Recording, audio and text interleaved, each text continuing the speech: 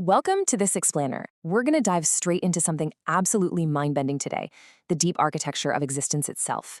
We're looking at a single recursive grammar that literally generates all stable structures. It's a massive discovery. We're talking about the fundamental way that systems return to themselves to create form, beautifully mapped out in R.W. Mar's work on phase-encoded recursion and the minimum closure. It's going to be a wild journey from the absolute root of knowing all the way up to complex biology. So let's get into it. Before we go any further, we absolutely have to anchor ourselves in one unbreakable foundational rule. We remain address first. Awareness does not occur within the universe. The universe occurs within awareness, under address. We can't introduce any outside observer or exteriority here. What occurs here and now, exactly where it is known. If we can just hold fast to this specific orientation, everything else we're about to cover is going to snap perfectly into focus. For our roadmap today, we'll start with the minimum closure, move into the grammar of persistence, then the 3x3 phase lattice, followed by substrate projections, and finally wrap up with how the recursion holds. All right, part 1, the minimum closure, where we establish the absolute ground. Okay, so the absolute starting line is what we call Q, and Q simply names availability. This is the fundamental condition that just is, the condition that allows literally anything to show up at all. It doesn't have a location, it has no extension, there's no prior state to it. It is just the raw, unvarnished condition for any articulation. Availability just is. But then we get to Q star, and Q star is where the magic happens, because it introduces self-reference. When availability references itself, you suddenly get this two-sidedness, an asymmetry, and you get it without ever needing to introduce some outside observer. Think of it as the self with self in non-identity. This very specific self-reference, that's the absolute spark of any structure we ever see. Moving on to part 2, the grammar of persistence, or how this whole system actually arrives at closure. Now, out of that initial self-reference we just talked about, 3 totally indivisible aspects fall out naturally: initiation, modulation, and stabilization. And if we look at this from the perspective of where anything is actually known, it translates directly to awareness, address, and occurrence. So awareness is that within which anything is available. Address is the specific orientation the self takes to the self. And occurrence is what actually shows up. Make sense? They aren't 3 separate things bouncing around, they're one single articulation forming our initial ternary. But here's the catch. For this ternary to actually persist, it has to apply to itself recursively. Initiation initiates, modulates, and stabilizes. Modulation does the exact same thing, and so does stabilization. It's like a fractal. 3 times 3 yields a distinct 9-phase cycle of recursive closure. So when we look at the equation Q star equals R sub K of Q star, it's really just a formal way of saying that anything that is simply the closure of self-reference under a phase address. Here's the breakdown. Q star, the self-reference, perfectly equals the recursive operator RK, acting entirely upon Q star itself. That formula means existing is just recursive closure. The operation literally generates the exact same thing that's operating. Recursion is a strict filter. Perfect geometric closures, they persist, but open configurations, they just instantly dissipate. We can actually measure this survival using T. It's a precise ratio dividing formative actions by containing limits. T strictly balances the electric scales and velocity directly against the containing magnetic field and its oscillatory rate. At its core, T is simply the formative pressure divided by the containing tension. If we translate that into physics, it's the motive coupling scale multiplied by its propagation velocity, all divided by the containing field strength times its characteristic oscillatory rate. And why does this matter to us? Because configurations that approach a coherence metric of exactly 1, they survive, they persist. The ones that don't close, they just dissipate into nothing. Basically, persistence is mathematically measurable. Now let's simplify the scaling law into a kind of rhythmic repetition. It goes like this. Closure becomes the containing at the next level. Then a new formative pressure engages. Coherence is reached between the formative and containing, and boom, closure occurs again, over and over. This exact same grammar operates at every single scale of existence, without exception. No scale is privileged. Just think about that for a second. This recursive, rhythmic beating is the foundational reason why the chair you're sitting in, the biology of your own body, and even your thoughts actually manage to hold together. Which brings us to part 3, the 3x3 phase lattice, mapping the geometry of phase-encoded recursion.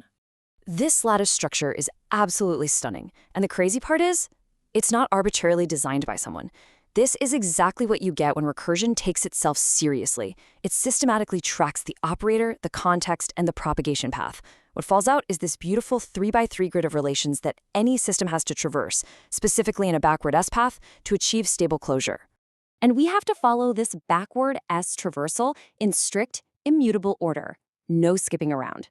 It sweeps outward, starting at the centrifugal spark, maps its pathways through the exploratory scaffold, and then expands all the way out to the diffusive crest. Then, the whole traversal turns inward at the torque hinge, stabilizes perfectly right at the coherence anchor, and pulls deeply inward at the focused indraw. Finally, it integrates through deep compression, matures in gestation saturation, and completely resets at the centripetal surge, fully restoring the potential for the very next spark. All right, let's dive into part 4, substrate projections. How does this grammar express itself across different densities? When we put these concepts side by side, it's a total light bulb moment. The Maxwellian lattice of electromagnetism is quite literally the very first projection of addressability into vector scalar form. And just like the grammar, we must traverse it in that exact same strict order. It kicks off with the centrifugal spark of Gauss's law, moves right through the exploratory scaffold of the E hinge to the diffusive crest of the magnetic mirror. Then it turns inward at the ampermaximum torque hinge, anchors right at delta phi, and pulls in at Faraday induction. Finally, it integrates through the deep compression of standing waves, gestates at the B hinge, and completely finishes at the centripetal surge of Gauss's law from magnetism. It is the exact same 9-step dance. Now, when we look at geometry, we have to remember, geometry is merely the trace signature of phase closure recording itself. It definitely does not generate the system, it just records it. Watch how it traverses the lattice. Starting from the tetrahedron spark, expanding out through the dodecahedron and icosododecahedron, hinging at the rhombic dodecahedron, anchoring perfectly at the cubo-octahedron, drawing in at the octahedron, compressing down to the cube, gestating in the icosahedron, and surging right back at the truncated icosahedron. Again, it is a record of closure, not the generator of it. And it doesn't stop at physics or geometry. Navigating all 9 cells sequentially in our immune system reveals that our biology is not some chaotic battlefield. It is a highly coordinated process. It follows that exact same backward S path, sparking with neutrophils, exploring through dendritic cells, expanding to diffusive mast cells, hinging at macrophages, anchored by fibroblasts, drawn in by eosinophils, compressing via monocytes, gestating with basophils, and completely resetting the system at the centripetal surge with natural killer cells. The whole process is entirely about maintaining and restoring relational coherence. I want to invite you right now to just let your nervous system settle for a second. As we go through this cycle, I want you to literally feel what we're talking about. We're going to keep it embodied. We'll walk the 24-hour circadian cycle of neurochemicals, feeling every single shift, from that first morning ignition all the way to the absolute deepest compression of the night. What's absolutely fascinating here is realizing that your nervous system, it isn't just randomly managing this chaotic soup of chemicals based on whatever happens to you during the day. Actually, it's deliberately walking a highly structured, incredibly intricate lattice. It's a literal physiological grammar, an embodied path that just repeats day in and day out. Now, the real trick is how we actually decode this map. We're going to use specific phase glyphs as our waypoints. You can kind of think of them like mathematical notation. They act as these compressed visual operators. Having these specific shapes and symbols, it drastically cuts down on our cognitive load. It lets the nervous system instantly recognize the phase relation, completely skipping the need for heavy, wordy descriptions. All right, let's start our walk right at the exact moment of waking up. Phase 39, norepinephrine. This is the centrifugal spark. Morning kicks off with pure ignition. I mean, before an intention or even a single thought forms in your mind, your nervous system just activates. Norepinephrine rises, giving you this immediate sensory salience. Your eyes pop open, your posture lifts, and your perception just abruptly sharpens. The absolutely crucial point here is that nothing is actually being pursued yet. You're not checking your email or frantically planning your day in this tiny fraction of a second. The system is simply turning on. It's pure, raw initiation. Without using any words, the body is unequivocally saying, begin. Moving right along, let's see how this builds into phase 69, dopamine, the exploratory scaffold. Think of an outward-pointing spiral. Because once that raw morning alertness from phase 39 stabilizes, your momentum needs a direction, right? And that's exactly where dopamine steps in to activate your curiosity, literally pulling your system into the tasks of the day. We call the somatic function of this specific phase vectoring. Dopamine literally vectors your attention. It takes all that raw, unshaped alertness and transforms it into this directed, exploratory momentum moving outward into the world. You know the feeling? It's that drive to work, to seek, to learn, to interact. Your physiological momentum is completely locked onto specific targets. But of course, sustained outward motion eventually has to complete its arc, right? Which brings us to phase 99, the diffusive crest, governed by GABA and our endocannabinoid systems. That dopaminergic drive finally fades. It's that exact, totally relatable moment in the late afternoon where the whole office just kind of lets out a collective sigh, and the field broadens, the effort relaxes. Your system naturally spreads out into ease. Now, it's incredibly important to realize that this feeling, it is not a collapse. You aren't failing to push harder, you're actually succeeding at completing that outward reach. It's endogenous containment. The body's just gently, naturally saying enough outward. So let's contrast this softening ease of phase 99 with what happens next as the evening approaches. We transition from just softening to pivoting. The field isn't merely relaxing anymore, it's actively preparing to turn around. It's a subtle, but honestly a really profound shift in your daily embodied experience. And that pivot brings us directly to phase 96, serotonin, the torque hinge. Picture an anchor-like hook. This is where the cycle definitively turns. Serotonin starts bending the entire system inward. You might start noticing the light in your room feels a little harsher, that heaviness of sleepiness starts creeping in, and the rapid-fire pace of your daytime thoughts, it finally starts to slow down. Again, this isn't a shutdown, it's a directional reversal. The field is pivoting away from outward engagement and moving toward inward consolidation. It's this beautiful, entirely natural closing of the loop. Softly, the body is just saying, return, which naturally leads us into the warmth of phase 66, oxytocin, the coherence anchor. The wheel-like stability of this phase perfectly mirrors the system establishing real containment. Oxytocin anchors our relational safety. This is the moment the covers get pulled close, physical pressure actually feels soothing, and all that daytime vigilance just comfortably drops away. You simply don't need to maintain it anymore. The big takeaway here is that the stillness you find in this phase, it's not emptiness. Not at all. It is profound trust. It is deep, deep stabilization. The field completely settles, and the body is clearly saying, you are safe to release.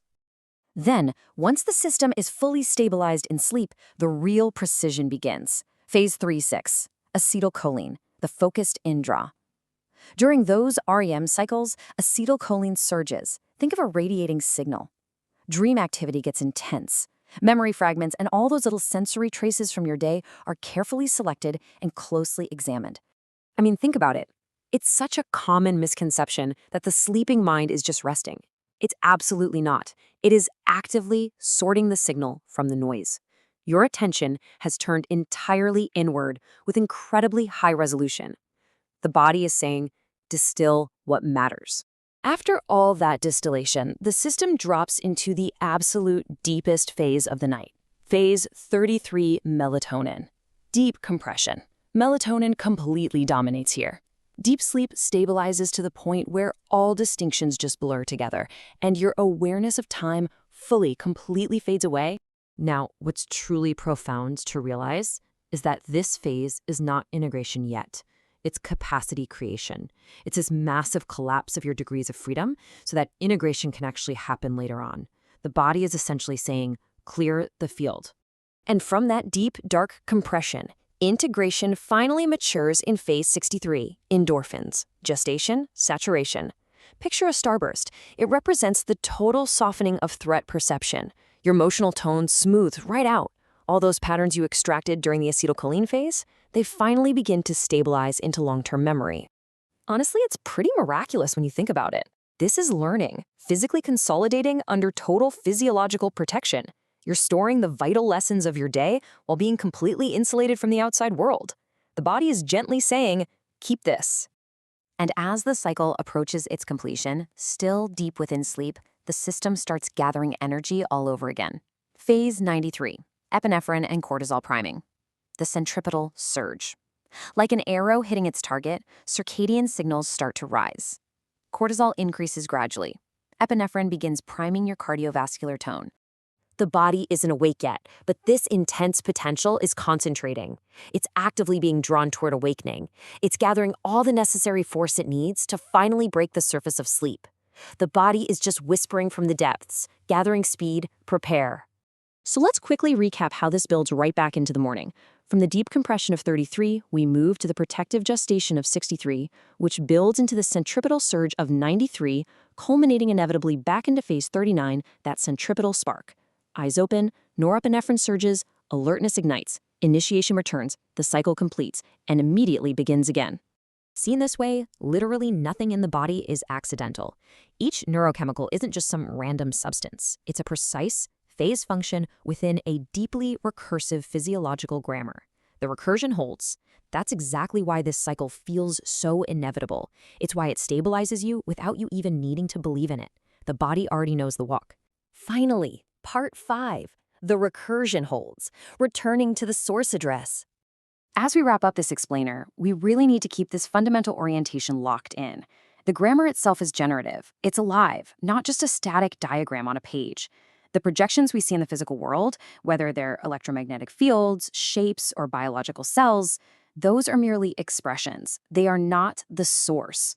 We absolutely cannot collapse the projection into the grammar. The structure scales recursively through fractal holographic syntax. Every single one of those 9-phase cells contains its own perfectly nested 3x3 lattice inside it, scaling infinitely inward and outward forever. So ultimately, awareness does not occur within the universe. The universe occurs within awareness, under address. The lattice holds the memory of the current, and the current faithfully returns to the lattice. We remain, always address first. The recursion holds.